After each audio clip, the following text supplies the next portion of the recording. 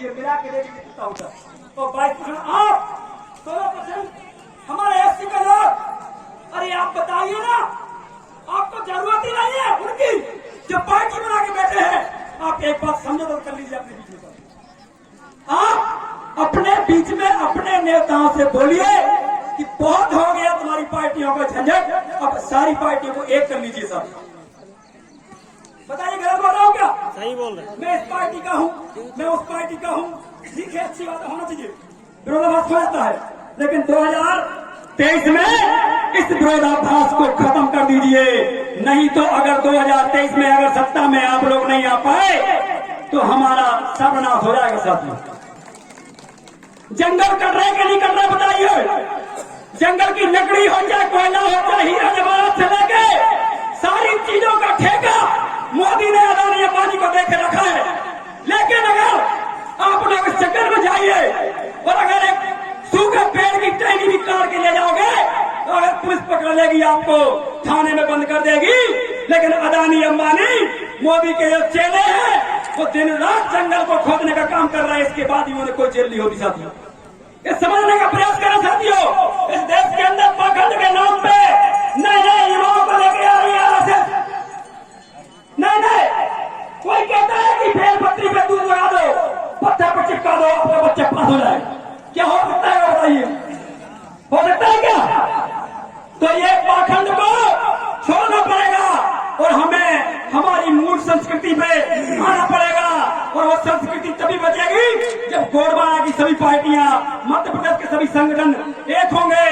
मैं आपसे पुनः वादा करता हूं, अगर आप एक होते हैं बिना शर्त के साथ पूरी ओबीसी महासभा और भी हम पार्टी लाएंगे, जितनी भी छोटी छोटी पार्टियां हैं, भीम आर्मी है, सब आएंगे। लेकिन पहले आप एक हो। जब हम एक ही नहीं हुए तो अलग अलग बात क्या करना। हमने दादी की बात भी सुनी है, इनकी भी सुनी, सबकी सुनी। सबका एक ही पीड़ा है कि हम एक कैसे होंगे। एक आपको हो सकते हैं जिनका आज आप यहाँ पे स्थापना कर रहे हैं।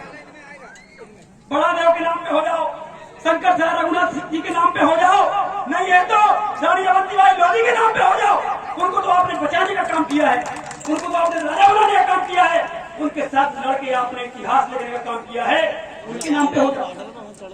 बाबा साहब अम्बेडकर जी के नाम पे हो जाओ, जिन्होंने कहा है हम भारत के लोग भारत को संपूर्ण संपन्न समाजवादी लोकतांत्रिक गणराज्य देने के लिए उसमें समस्त नागरिकों को सामाजिक, आर्थिक, राजनीतिक न्याय, विचार, अभिव्यक्ति, विश्वास के लिए जो संविधान बाबा साहब अम्बेडकर ने लिखा है उसके लिए हो जाओ एक। आप हो जाइए। इस बार हमें ओबीसी समाज की जनगणना करानी है और जनगणना कब होगी? जब आदिवासी समाज एक होगा और वो हर मुद्दे में लिखेगा पहले नंबर कि पहले नंबर होगा जातिगत जनगणना कराओ ओबीसी समाज की।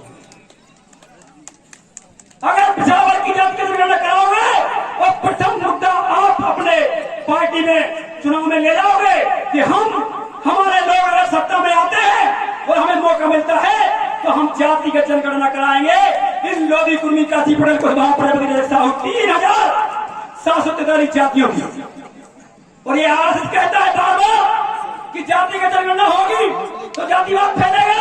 मैं चैलेंज करता हूं, आप बताइए, अगर लोधी की गिनती मध्य प्रदेश में चल जाएगी पता, अगर यादव की गिनती चल जाएगी पता, कुर्मी की चल जाएगी पता, साहू की चल जाएगी पता, प्रजापति नगर की चल जाएगी, 3743 जातियों की अगर गिनती पता चल जाए तो हम ये तय कर सकते हैं, क्योंकि बाबा साहब भीमराव अम्बेडकर ने लिखा है 340 अनुच्छेद में कि जितनी जिसकी संख्या उतनी हिस्सेदारी मिलना चाहिए। ये 15/4/16 अनुच्छेद कहता है। लेकिन कब होगा? अगर पता है कि लोधियों की संख्या 10% है तो इस देश की समूची हिस्सेदारी चारों स्तंभ में कितनी होनी चाहिए? लोधियों की 10% यादवों की मान लो 12% है तो उनकी 12% होना चाहिए, ऐसी कुर्मियों की, ऐसी सबकी होना चाहिए, ओबीसी वर्ग की। क्यों? क्योंकि हमारे एससी और एसटी को वो भागीदारी मिलती है। लेकिन क्योंकि हमारा समाज जब साइमन कमीशन आया उस समय हमारे समाज के दो गले लोगों ने फटी चट्टी बनियान पहन के ही बोल दिया कि हम क्षत्रिय हैं।